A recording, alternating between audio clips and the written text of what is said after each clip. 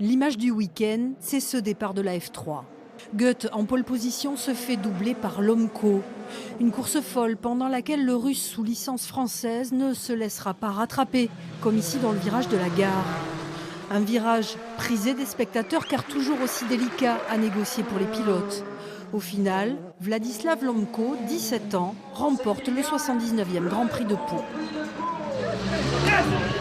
Hier, j'ai pas pris un bon départ, mais on a corrigé ce qu'il fallait pour être sûr d'être meilleur aujourd'hui. On a tout bien fait, et les résultats sont là. Autre course favorite du public, le WTCR, une manche de Coupe du Monde de super tourisme avec ses bolides gonflés à bloc.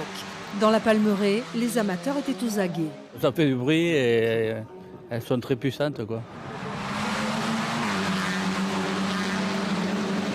C'est le courage de tous ces pilotes, ils sont très courageux, ils sont très forts et j'adore ce sport.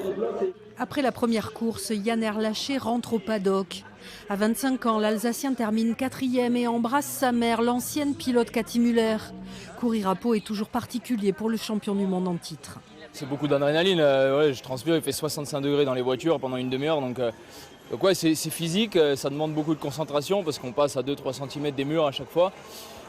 Donc voilà, mais c'était une bonne course et on en a encore une à faire, mais voilà, plutôt satisfait pour le moment. Sur le podium, l'oncle de Yann Erlaché monte sur la 3e marche. Yvan Müller, quadruple champion du monde de super tourisme, toujours présent à Pau. C'est plutôt long, une demi-heure de course, ça paraît pas grand-chose, mais sur ce genre de circuit, c'est très difficile de ne pas faire d'erreur. En plus, il faut garder un bon rythme, mais on s'en est bien sorti. Avec le spectacle assuré à chaque course, le Grand Prix de Pau a attiré quelques 100 000 personnes sur 3 jours, 30 000 rien que pour samedi, un des meilleurs crus de ces 20 dernières années.